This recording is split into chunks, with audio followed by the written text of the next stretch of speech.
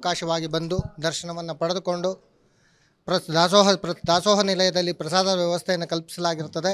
ದಯಮಾಡಿ ಎಲ್ಲ ಭಕ್ತಾದಿಗಳು ಶಾಂತವಾಗಿ ಬಂದು ದೇವಸ್ಥಾನಕ್ಕೆ ಶಾಂತ ರೀತಿಯಲ್ಲಿ ದರ್ಶನವನ್ನು ಮಾಡಿಕೊಂಡು ಪ್ರಸಾದವನ್ನು ಸ್ವೀಕರಿಸಬೇಕಾಗಿ ಕೇಳಿಕೊಳ್ತೇವೆ. ಪ್ರತಿ ವರ್ಷದಂತೆ ಈ ವರ್ಷವೂ ದೇವಸ್ಥಾನದ ಅಲಂಕಾರಗಳು ನಮ್ಮ ಮಹಾಲಕ್ಷ್ಮಿ ಚಾರಿಟಬಲ್ ಟ್ರಸ್ಟ್ ವತಿಯಿಂದ ನಡೆದಿದೆ. ಜನಗಳಿಗೆ ಅನುಕೂಲವೂ ಮಾಡಿಕೊಟ್ಟಿದ್ದಾರೆ. ಸಾಕಷ್ಟು ಅನುಕೂಲಗಳಾಗಿದೆ. ಪೂಜಾ ಕೈಂಕರ್ಯಗಳು ಬೆಳಗ್ಗೆಯಿಂದ ಪಂಚಾಮೃತ ಅಭಿಷೇಕ ಆಗಿದೆ, ಅಲಂಕಾರ ಆಗಿದೆ ಅಮ್ಮನವ್ರಿಗೆ. ಇಲ್ಲಿಂದ ಈಚೆಗೆ ದರ್ಶನಗಳಿಗೆ ವ್ಯವಸ್ಥೆ. ಪಂಚಾಮೃತ ಅಭಿಷೇಕ ವಿಶೇಷ ಅಂತ ಏನು ನಮ್ಮಲ್ಲಿರಲ್ಲ. ಪ್ರತಿ ವರ್ಷದಂತೆ ಈ ವರ್ಷವೂ ಸಹ ಪಂಚಾಮೃತ ಅಭಿಷೇಕ 6 ಗಂಟೆಯಿಂದ 7 ಗಂಟೆವರೆಗೂ ಪಂಚಾಮೃತ ಅಭಿಷೇಕವಾಗಿದೆ. ಅನಂತರ ಅಲಂಕಾರಗಳಾಗಿದೆ. ಈಗ ದರ್ಶನಕ್ಕೆ ವ್ಯವಸ್ಥೆಯನ್ನು ಮಾಡಿದ್ದೇವೆ. ಈಗ ನಡೀತಾ ಇದೆ ಮಹಾಲಕ್ಷ್ಮಿ ಹೋಮ ಯಾಗಶಾಲೆಯಲ್ಲಿ ನಡೀತಾ ಇದೆ.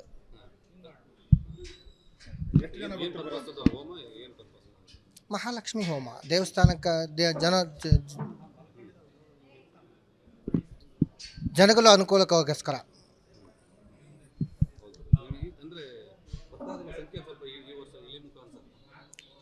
ಈಗ 4 ದಿವಸ ರಜಾ ಬಂದಿದೆ.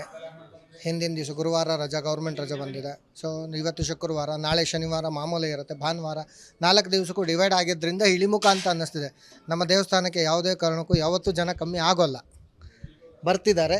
ಇಲ್ಲಿಂದ ಈಚೆಗೆ ಶುರುವಾಗುತ್ತೆ ಜನ. ವರಮಹಾಲಕ್ಷ್ಮಿ ಹಬ್ಬದ ಹಿನ್ನೆಲೆಯಲ್ಲಿ ತುಮಕೂರು ಜಿಲ್ಲೆಯ ಕೊರಟಗೆರೆಯ ಮಹಾಲಕ್ಷ್ಮಿ ದೇವಸ್ಥಾನದಲ್ಲಿ ವಿಶೇಷವಾದಂತಹ ಪೂಜಾ ಕೈಂಕರ್ಯಗಳು ನಡೀತಾ ಇದೆ. ಭಕ್ತರ ದಂಡೆ ಹರಿದು ಬಂದಿದೆ. ನಾನು ಈಗ ಮಹಾಲಕ್ಷ್ಮಿ ದೇವಸ್ಥಾನದ ಮುಂಭಾಗದಲ್ಲಿದ್ದೀನಿ. ನೋಡ್ಬೋದು, ವಿವಿಧ ಹೂವಿನಿಂದ ಅಲಂಕಾರ ಮಾಡಿರುವಂಥದ್ದು ಮಹಾಲಕ್ಷ್ಮಿ ದೇವಸ್ಥಾನ. ನಿನ್ನೆಯಲ್ಲೂ ಕೂಡ ಅಲಂಕಾರ ಮಾಡಿದ್ದಾರೆ. ಹಾಗಾಗಿ ಸುಂದರವಾಗಿ ಕಂಗೊಳಿಸ್ತಾ ಇದೆ. ತೋರಣಗಳು, ತಳಿರು ತೋರಣಗಳಿಂದ, ಬಾಳೆ ದಿಂಡು, ಹೂವು, ಹೀಗೆ ವಿವಿಧ ರೀತಿಯಿಂದ ಅದ್ಭುತವಾಗಿ ಏನು ಅಲಂಕಾರ ಮಾಡಿರುವಂಥದ್ದು. ಅದೇ ರೀತಿಯಾಗಿ ಪೂಜಾ ಕೈಂಕರ್ಯಗಳು ಕೂಡ ಬೆಳಗಿನ ನಡೀತಾ ಇದೆ. ಇನ್ನೊಂದು ಕಡೆ ಬೇರೆ ಬೇರೆ ಜಿಲ್ಲೆ, ರಾಜ್ಯಗಳಿಂದ ಬೆಳಗಿನ 6 ಗಂಟೆಯಿಂದಲೂ ಕೂಡ ಭಕ್ತಾದಿಗಳು ಹರಿದು ಬರ್ತಾ ಇದೆ. ಅಂದರೆ ಭಕ್ತ ಸಾಗರನೇ ಹರಿದು ಬರ್ತಾ ಇದೆ ಅಂತ ಹೇಳಬೇಕಾಗತ್ತೆ. ಅಷ್ಟು ಸಂಖ್ಯೆಯಲ್ಲಿ ಭಕ್ತಾದಿಗಳಿದ್ದಾರೆ. ನೋಡ್ಬೋದು, 5-6 ಕಡೆಯಿಂದ ಲೈನ್ ಮಾಡಿದ್ದಾರೆ. ಎಲ್ಲ ಸರತಿ ಸಾಲಿನಲ್ಲಿ ನಿಂತು ದರ್ಶನ ಪಡೆಯಲಿಕ್ಕೆ ಹೋಗ್ತಾ ಇರುವಂಥದ್ದು ಪೂಜಾ ಸಾಮಗ್ರಿಗಳನ್ನು ಹಿಡ್ಕೊಂಡು.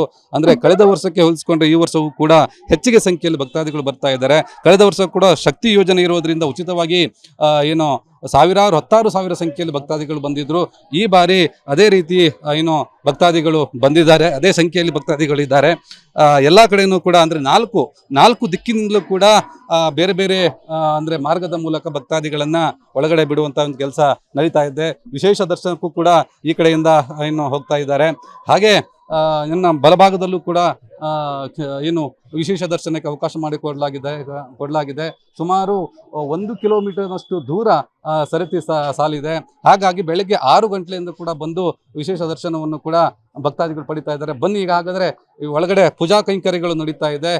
ಯಾವ ರೀತಿಯ ಪೂಜೆಗಳು ನಡೀತಾ ಇದೆ ಅನ್ನೋದನ್ನು ನೋಡೋಣ. ಒಳಗಡೆ ಹೋಗೋಣ. ವಿಶೇಷ ದರ್ಶನವನ್ನು, ಮಹಾಲಕ್ಷ್ಮಿ ದರ್ಶನವನ್ನು ಭಕ್ತಾದಿಗಳು ಪಡಿತಾ ಇದ್ದಾರೆ. ನೋಡ್ಬೋದು, ಸರತಿ ಸಾಲಿನಲ್ಲಿ ನಿಂತ್ಕೊಂಡು ಬೆಳಗ್ಗೆ 6:15 ದರ್ಶನ ಆರಂಭವಾಗಿರುವಂಥದ್ದು. ಮಹಾಲಕ್ಷ್ಮಿ ದೇವರಿಗೆ ಪಂಚಾಮೃತ ಅಭಿಷೇಕ ಸೇರಿದಂತೆ ವಿವಿಧ ಪೂಜೆಗಳು ನಡೆದಿದೆ. ಇನ್ನೊಂದು ಕಡೆ ಮಹಾಲಕ್ಷ್ಮಿ ಹೋಮ ಕೂಡ ನಡೀತಾ ಇದೆ. ನೋಡ್ಬೋದು, ಅಷ್ಟು ಸಂಖ್ಯೆಯಲ್ಲಿ ಭಕ್ತಾದಿಗಳು ಇರುವಂಥದ್ದು.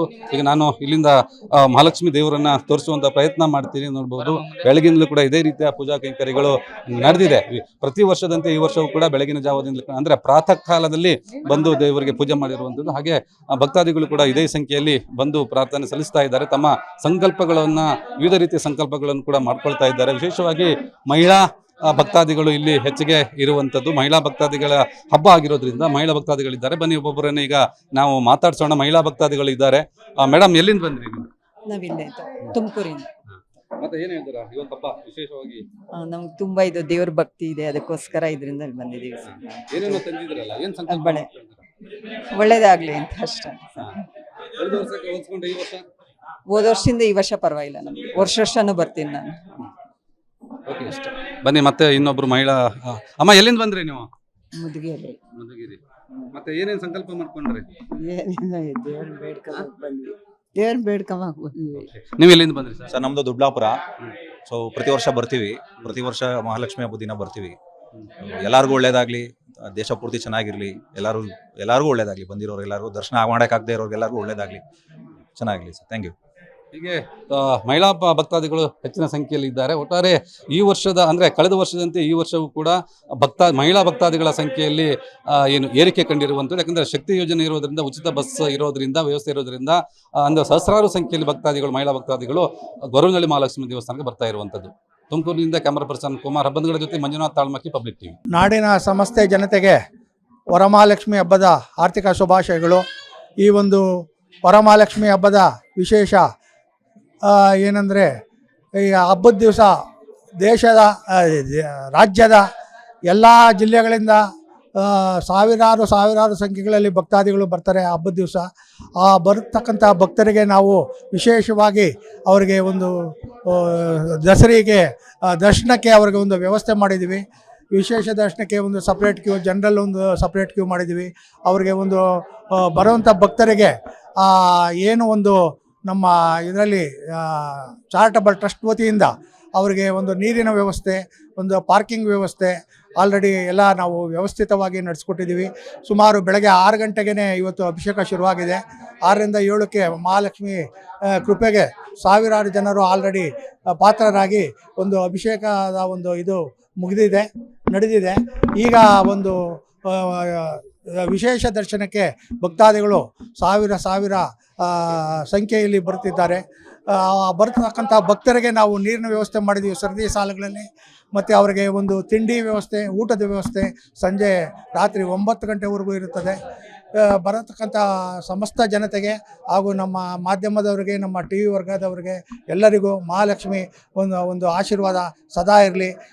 ಇಲ್ಲಿ ಬರತಕ್ಕಂಥ ಭಕ್ತರಿಗೆ ಆ ತಾಯಿ ಕೃಪೆಯಿಂದ ಅವರಿಗೆ ಬಂದು ಏನು ಬೇಡ್ಕೊಂಡು ಹೋಗ್ತಾರೋ ಅದೆಲ್ಲ ನೆರವೇರಲಿ ಅಂತೇಳಿ ನಾನು ಈ ಒಂದು ಮಾಧ್ಯಮದವರಿಗೆ ಮತ್ತು ನಮ್ಮ ಟಿ ವಿಯವರಿಗೆ ನಾನು ಒಂದು ಧನ್ಯವಾದಗಳನ್ನು ತಿಳಿಸುತ್ತಾ ಇದ್ದೇನೆ. ಕಳೆದ ವರ್ಷ ಸುಮಾರು 20-25 ಸಾವಿರ ಜನ ಇದ್ದರು. ಈ ಸಾರಿ 35ರಿಂದ 40 ಸಾವಿರ ಜನ ಬರ್ಬೋದು ಸಂಖ್ಯೆಯಲ್ಲಿ ಇದ್ದಾರೆ ಅಂತ ನಾವು ಭಾವಿಸಿದ್ದೀವಿ. 40 ಸಾವಿರ ಜನಕ್ಕೂ ನಾವು ಊಟದ ವ್ಯವಸ್ಥೆ ಎಲ್ಲ ಪ್ರತಿಯೊಂದೂ ನಾವು ಅರೇಂಜ್ಮೆಂಟ್ ಮಾಡ್ಕೊಂಡಿದ್ದೀವಿ. ಆಲ್ರೆಡಿ ಕಂಟಿನ್ಯೂ ರಜಾ ಇದೆ. ಅದರಿಂದ ಇವತ್ತೊಂದೇ ದಿವಸ ಅಲ್ಲ, ನಾಳಿದ್ದು ಕೂಡ ರೆಗ್ಯುಲರ್ ಆಗಿ ಅಪ್ ಟು ಸಂಡೇವರೆಗೂ ಜನ ಬರ್ತಾರೆ. ಇವತ್ತೊಂದು ಹಬ್ಬ ಇರೋದ್ರಿಂದ ಸ್ವಲ್ಪ ಹೆಚ್ಚಾಗಿ ಬರ್ತಾರೆ. ಸಂಡೇ ಇನ್ನೂ ಜಾಸ್ತಿ ಬರ್ತಾರೆ. ಜನರಲ್ ಹಾಲಿಡೇ ಬರೋಂಥ ಭಕ್ತರಿಗೆ ನಾವು ಇವತ್ತೇನು ವ್ಯವಸ್ಥೆ ಇದೆ ಎಲ್ಲ ರೀತಿ ಅದೇ ರೀತಿ ವ್ಯವಸ್ಥೆ ಇರುತ್ತೆ. ಬರೋಂಥ ಭಕ್ತರಿಗೆ ಯಾವುದೇ ರೀತಿ ತೊಂದರೆ ಆಗದ ಥರ ನಾವು ಪಾರ್ಕಿಂಗ್ ವ್ಯವಸ್ಥೆ ಎಲ್ಲ ಹೊರಗಡೆ ಮಾಡಿದ್ದೀವಿ. ಈಗ ಎಲ್ಲ ಮಾಡಿದ್ದೀವಿ. ನೀರಿನ ವ್ಯವಸ್ಥೆ ಮಾಡಿದ್ದೀವಿ. ಬರೋಂಥ ಭಕ್ತರಿಗೆ ಯಾರಿಗೂ ನಾವು ಒಂದು ತೊಂದರೆ ಆಗದೇ ಇರೋ ಥರ ನಾವು ವ್ಯವಸ್ಥಿತವಾಗಿ ಚಾರಿಟಬಲ್ ಟ್ರಸ್ಟ್ ಅವರು ನಡೆಸ್ಕೊಂಡು ಬರ್ತಾಯಿದ್ದೀವಿ.